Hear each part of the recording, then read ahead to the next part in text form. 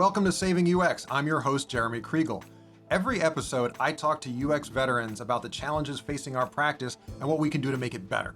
This is the second half of my conversation with Dan Makoski, Chief Design Officer at Lloyds Bank. If you missed part one, go back and listen to that. You can find it on most popular podcast platforms as well as at sux.live. That's SUX for savingux.live. There you can also find show notes with links to lots of the things that we talked about. And now the conclusion of my conversation with Dan Makoski. I want to go back on one of those because it seems like there might be some contradiction here, and obviously there's contradictions everywhere, but maybe this is interesting to explore. You talked about this acknowledgement that the business doesn't care about design, they care about these results, and they care about being innovative. But then you're also talking about one of your goals being ethics and human compassion and helping households save.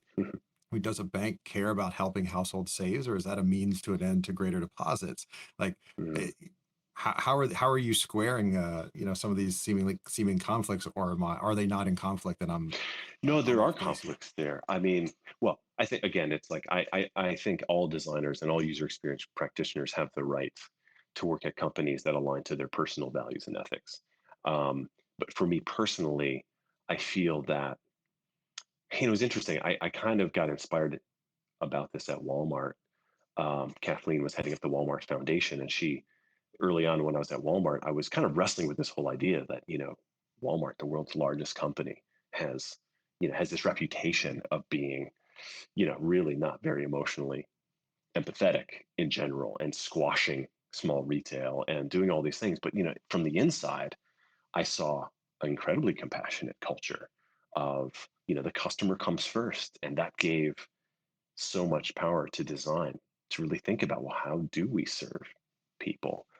And the head of the Walmart Foundation, Kathleen, had said, the purpose of business is to serve society. And I remember there was all this controversy when she said that statement because people were like, oh, you don't really mean that.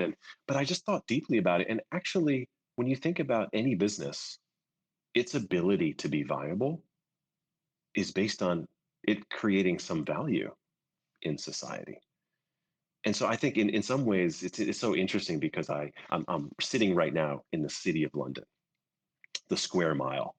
This is like the OG city of London, and there's a mayor for the city of London. There's a mayor for London, and I've been working with the Lord Mayor of the city of London on a task force around creativity and commerce, because they've done some data gathering around different neighborhoods, and they found that places of the city that had more creative and design and kind of arts businesses and businesses that employed, more creative and kind of design methods, they just did better from a business perspective. This is obvious for us in user experience and design, right? We are the heart and soul of business empowerment when we're integrated. And actually, when we think about it, business has always only flourished when we've created that connection between creativity. So when I say ethics and business, I mean, I think you need a business that does care about creating value in the world.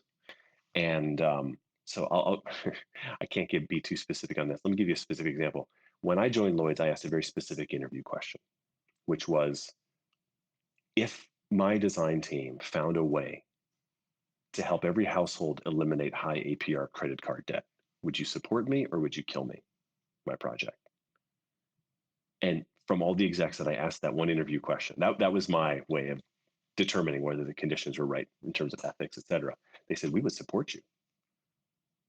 Banks make a lot of money from high APR credit card debt, but ultimately that's not the kind of revenue that Lloyd's wants to base itself on, because its mission is to help Britain prosper, and prosperity doesn't come at the expense of being financially unhealthy.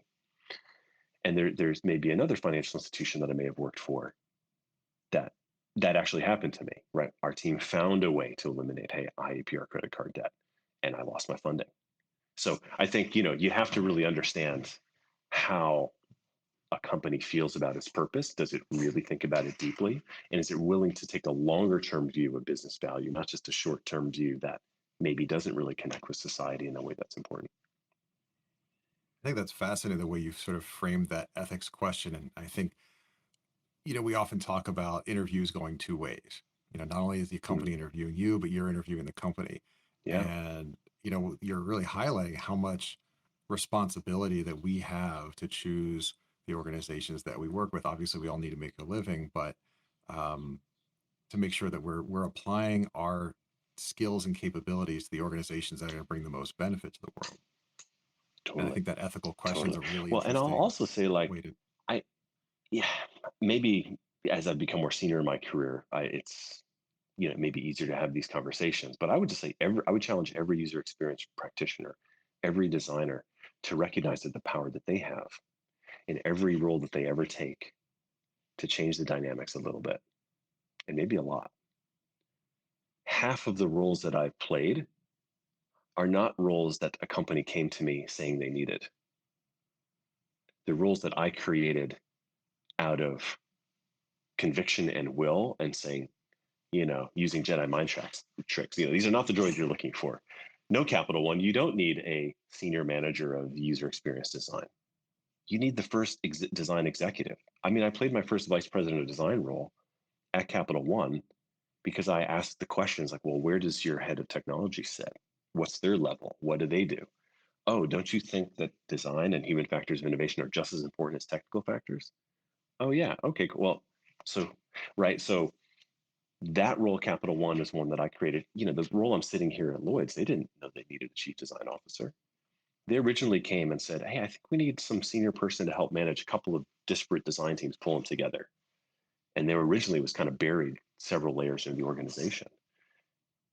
And I said, well, actually, you're really doing a lot with data and technology. And like, I think you should, elevate design to a place where it can have that same strategic force.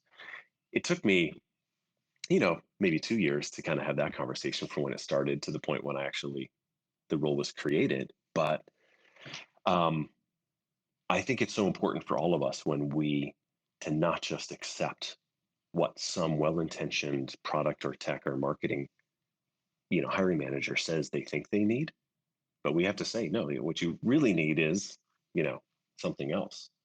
And So that's amazing. Are there any, when you look back at, obviously you've done this multiple times, just mentioned Capital One mm, and Lloyd's. Are there any similarities to those conversations, either in terms of the types of obstacles you encountered or how you managed those conversations that helped you really elevate the conversation and the role that again others might be able to use as they go through similar conversations? I mean, I think there's a combination of several things. Like, I think we all have imposter syndrome in different forms. I have it even after I give talks and, I'll go into, executive committee meetings and all that. Um, so I think being able to just negotiate and manage personal creative confidence is key. And, for me, it's always been this struggle. Like, either I feel like horribly vulnerable and like I'm shit and like I just like so, you know, devastated with like that. I just feel like I can't, I'm not really that great as a designer or like a leader. On the other hand, then there's the danger of feeling like, oh, I'm the best and I'm so amazing and I'm so gifted. And, like the reality that I think all of us and what I'm trying to do is have creative confidence that's grounded not in ego, but is grounded in purpose and focus that it goes beyond me. And these conversations that I've had with hiring managers who haven't studied design but they know enough to know that they need to innovate in that space, has been to really connect not on convincing you that I'm awesome or convincing you that design itself is awesome, but saying, um, at Walmart, the conversation was, well, the board at Walmart just actually extrapolated growth curves for Amazon and Walmart into the next decade. And in 7 years, this is really scary line where if nothing changes, then Amazon becomes the world's largest company and Walmart starts its decline. And they were like, we don't want that to happen. How do we change the game? And you can't just take a traditional merchandising business approach in a retail business or just throw in a bunch more tech of the current state and change, right? You have to think about heroic customer service like Amazon. You have to think about the human equation. And that was the thing that we got excited about. And that's the thing when I joined Walmart, that I said, that's my mission, is not just to fix some of the broken transactional UX small bits. Like, yes, we'll do those too, because God and the devil are in the details. But let's change the game relative to Amazon. And we did. Our redesign of Walmart.com doubled the conversion rate, led to a change of the physics that led to the biggest stock jump in Walmart's history. And I haven't been there for a little while, so I don't know how that's continued, but that was the goal. And the new job that I'm taking on in the healthcare space is with a company that is a massive company, but they're, like all healthcare providers, are facing potential future existential threats from the likes of Apple and Microsoft and Google, et cetera, of really getting into helping with well-being, not just the transactional technicalities of insurance and healthcare and all of that, but actually, using hardware, software, data to encourage people to live, richer lives. And to me, that's so aligning on purpose, not focusing on ego. And then I think the last thing is have your confidence be based on a sacredness for the practicing of the craft. So many design leaders, when they get to this, leadership phase in their career, leave design. They're like, oh, I'm just going to become a product manager who used to be a designer back in Oh, the that, day. yeah. Right? Like Blake Irving at Microsoft, one of my great mentors, he was like, oh, I had a portfolio. I went to design school. And part of me was like super excited about that. Oh, look at this executive who has design roots. And part of me was like, bro, you sold out. Like, like designers need to you know, sorry, Blake, if you're listening to this, you didn't sell out. You're awesome. But like I think have respect for the practice of design and that it belongs in every nook and cranny of an organization at all levels of seniority. Um, and that enthusiasm will build, I think, followership, and hiring managers will be more flexible in what they create. I think there's definitely been that trend, and as you said, when design has been a hostile space, and through a lot of these agile frameworks, the role of product has been elevated. It's like, well, I have a lot of the same skills. I can go to a position of power and authority as opposed to staying in this other role where I'm struggling to be effective. That Mm, seems like a totally, real trade-off that people are weighing. totally, totally. I think the Um, other bit of that is like if you think back 60 years, and let's say UX hadn't been created as a term, even design wasn't really quite practiced kind of in businesses in the same way. There wasn't such thing as a CMO, chief marketing officers. Of course, it's just like an obvious kind of C-suite role, right? Because you got to understand your brand, your strategy, the market, et cetera.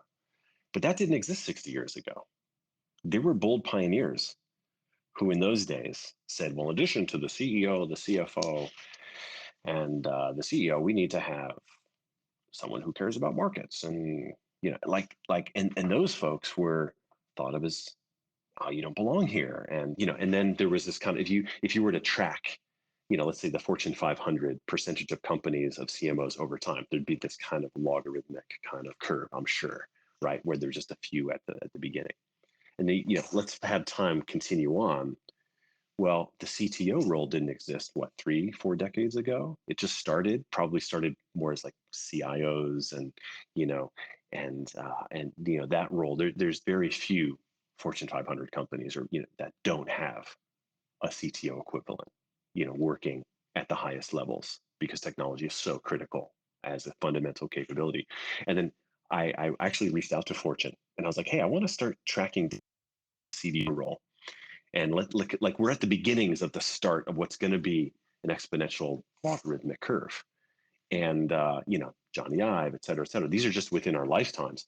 But like if you fast forward a couple of decades, no self-respecting company won't have some executive, whether it's called a chief experience officer or a chief customer officer or a chief design officer or a chief marketing or growth officer that now has broader capabilities. There's going to be someone at the table that's representing human factors of innovation, design, and experience. And actually, the current team here at Lloyd's banking group, we've just brought together those two surface areas of the chief design office and the chief customer office, which has group brands, marketing, and comms. And that's now one unified space. And so, anyway, again, whether it's design, UX, marketing, I think we have to be a little less precious. Maybe we don't need to save UX. All hail humans, design, experience, whatever, whoever's championing that bit. But having the confidence that that logarithmic curve ultimately will prevail and every business will be caring about the needs of society and about people, I think is also important to elevating the craft of user experience. But you definitely highlight there always seems to be a weird tension between marketing and design when really we're looking at different things. We both care about the people that the organization is trying to serve, but we're often Totally. separated into different groups. Something else that I thought was really Yeah. interesting about the perspective you just offered in talking to a number of other people, the observation seems to come up that there were a number of senior, like executive design leaders, and it seemed to drop off. Mm, And maybe mm, it's rising again, but you just mm. talk like, go out 10, 20 years. Like, is this just a hiccup in our overall growth? And like you said, 20 years from now, this is going to be de rigueur, or if we have we hit like, are we hitting a wall that we need to overcome? I absolutely believe that design is going to increasingly become the strategic superpower of every business.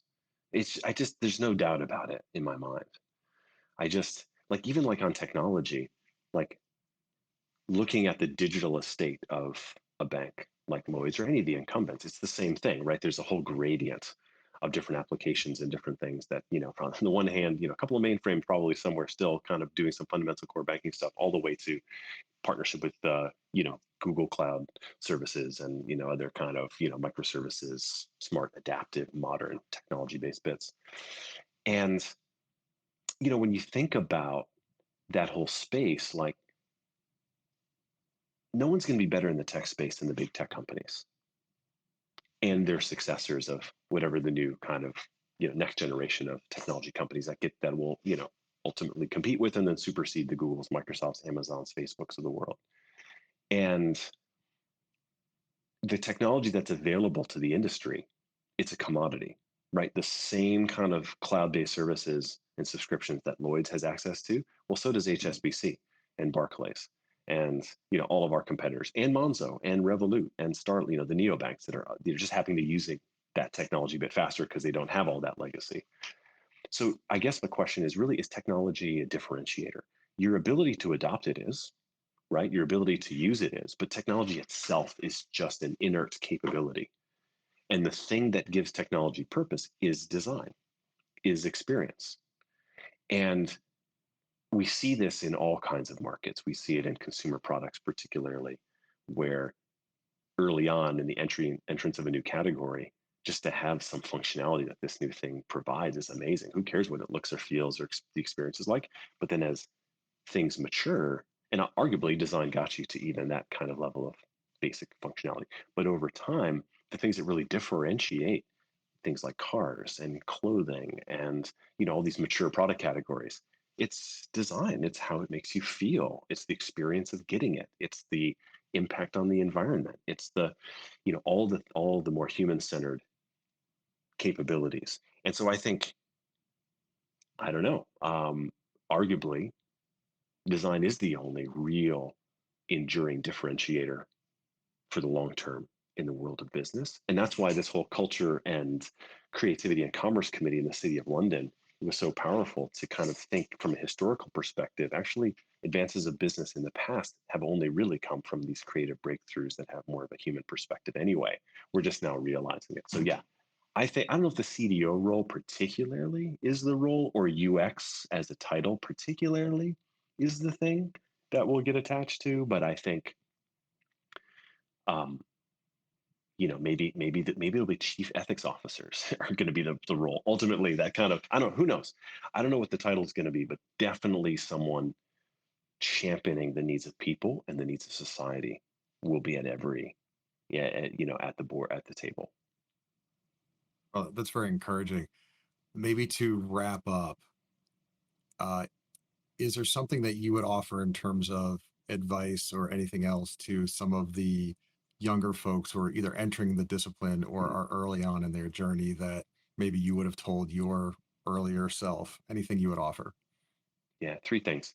Find mentor and mentors, and um, you should drive that conversation. And mentors will respond to your growth, your enthusiasm, your potential, um, and but you determine really how the quality of those kind of growth opportunities. And a mentor is so important because you just need multiple perspectives. You need advocates.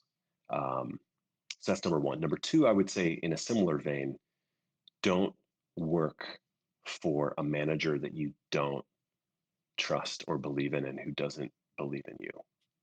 I've had a couple of times in my career where that hasn't been the right chemistry, and it's devastating.